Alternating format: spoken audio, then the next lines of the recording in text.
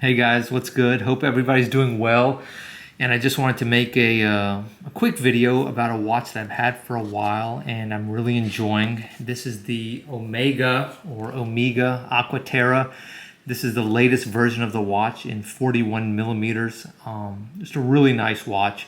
And I've just always been a big fan of the Aqua Terra line. In fact, if you look way back at some of my very earliest videos, one of them was this really nice 36 millimeter blue Aqua Terra. And the Aqua Terra is part of the Seamaster line, but this particular version, the Aqua Terra version of the Seamaster, has not been around that long. I think it was launched like around 2000 or 2001. Anyway, let's set the time on this thing and see how that works. So according to this watch, the Lucky Panerai Luminor, it's about 1505. So let's unscrew the crown. They changed the crown a little bit.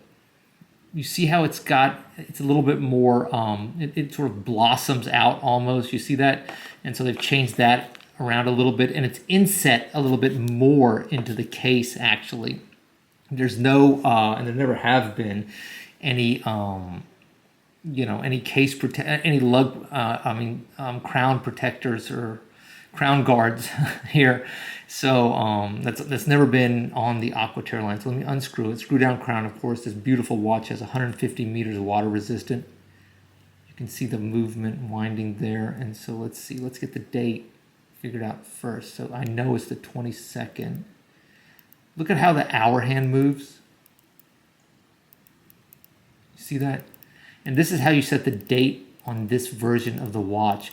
Now, this is the 41 millimeter version, and this is the only version of this watch that has this specific movement.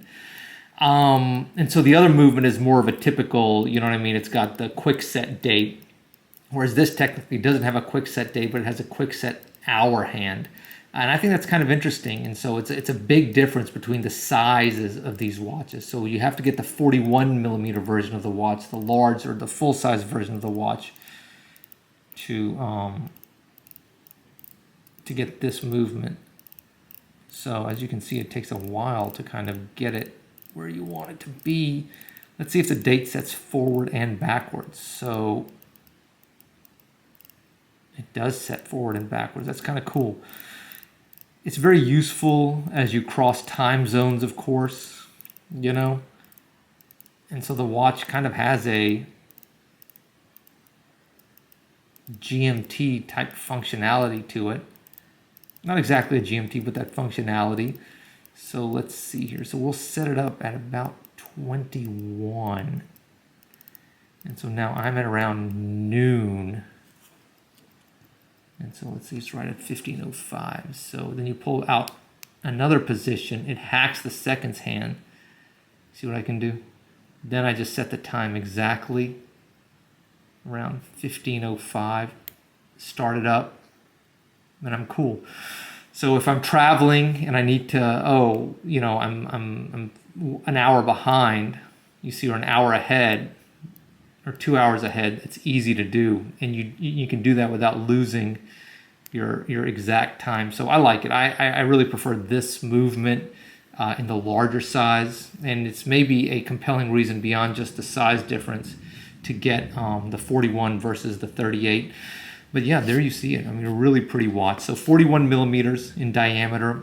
It's about 48 millimeter lug to lug. So even though it's a large watch, it's pretty compact. Lug width is 20 millimeters, and you can see I've got it on this interesting strap. But let me show you the OEM strap actually, and this is one big differentiator between Omega and I would say their main competitor in this market, which is Rolex.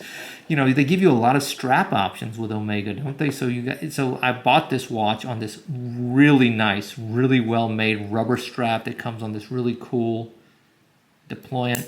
I like the strap, but I kind of wanted to give it a more of a dressy vibe, which is why I went with this strap. You can see that the dial has this really nice linear feature on it, kind of like that teak dial. And this version of the Aqua Terra is a little different than others. So instead of the date being at 3, the date is at 6, and maybe that gives the watch a little bit more symmetry. Just a really nice watch. So this is a 41 compared to this 44 millimeter Luminor. You can see that while the watch has a lot of size and a lot of presence, they both do. It's nowhere near as big as this chunky thing. Let me put this thing on my wrist and we'll keep talking about it a little bit more. You can see, before I do that though, look at the case finishing. Brushed, polished, brushed again. Almost, before I forget, you can see the movement chronometer spec, of course. Anti-magnetic, so just a really nice movement. And this is another thing that kind of differentiates Omega from Rolex. You can actually see the movement. You can see how well finished it is. You get a lot of money. You get a lot of watch for your money with this Aqua Terra line. I've always been a big fan of the Aqua Terras. I really think this is probably just about the best watch Omega makes, is their Aqua Terras. Let me put this thing on the wrist and we'll keep talking about it. Okay, give me a second. Okay, we're back. Let's take a look at this Omega Aqua Terra, the 41 millimeter. Now this has the Omega coaxial caliber 8900, and anti-magnetic, cost graded, see-through case back. So a lot of like high-tech features in this movement. The watch is not inexpensive by any stretch of the imagination, though. I mean, the watch goes for, like, on bracelet, I think a little over $6,000, maybe on the rubber strap, like I got it, a little under $6,000. Not an inexpensive watch, but man, it sure feels like you get a lot of watch for the money. Let me put it on my wrist. I'll take the Panerai off. So I've been wearing this quite a bit. This is just the Panerai Luminor, the base version. So really love Panerai. Y'all know that if y'all watch my videos. And so let's try the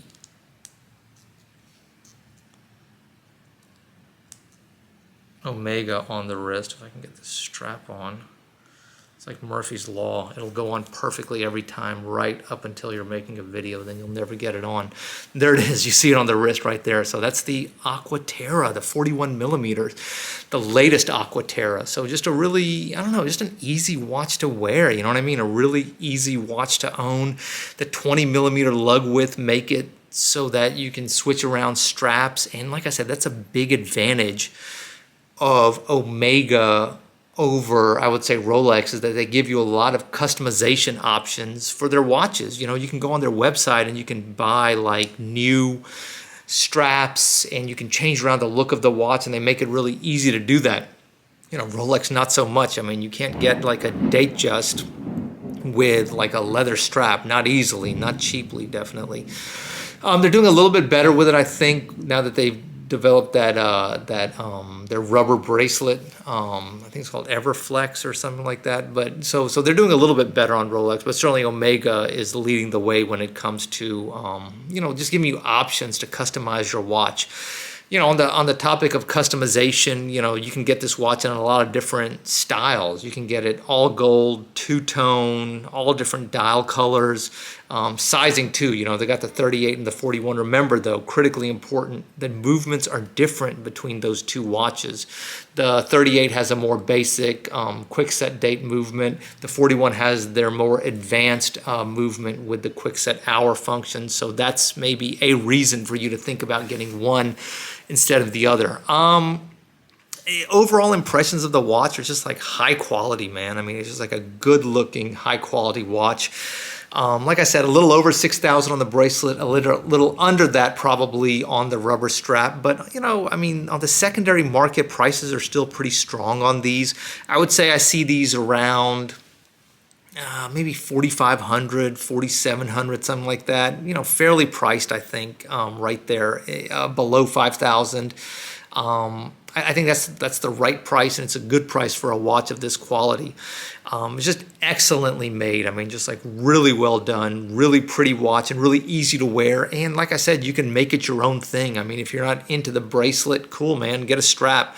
And Omega makes it really easy to do that. So if you don't like the black dial, you can get, you know, all different dial colors. In fact, I think Omega released a special edition of these, which have like all kind of colorful dials. So that's cool too. But yeah, it's an easy watch to own, an easy watch to wear, and a watch that's always going to be popular just because it really does everything well.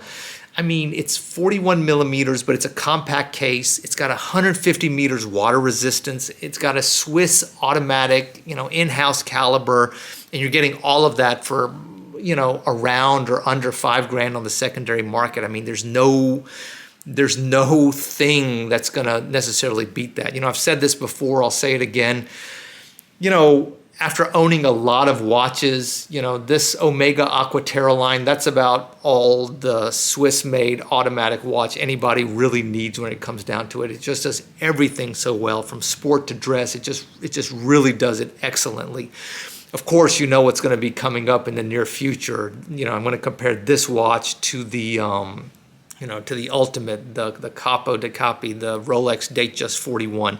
I think it's going to be an interesting comparison, and I'm not really sure how it's going to play out, but be on the lookout for that too. Okay, guys, I hope you like this quick look at a cool watch, man. I mean, like an easy watch.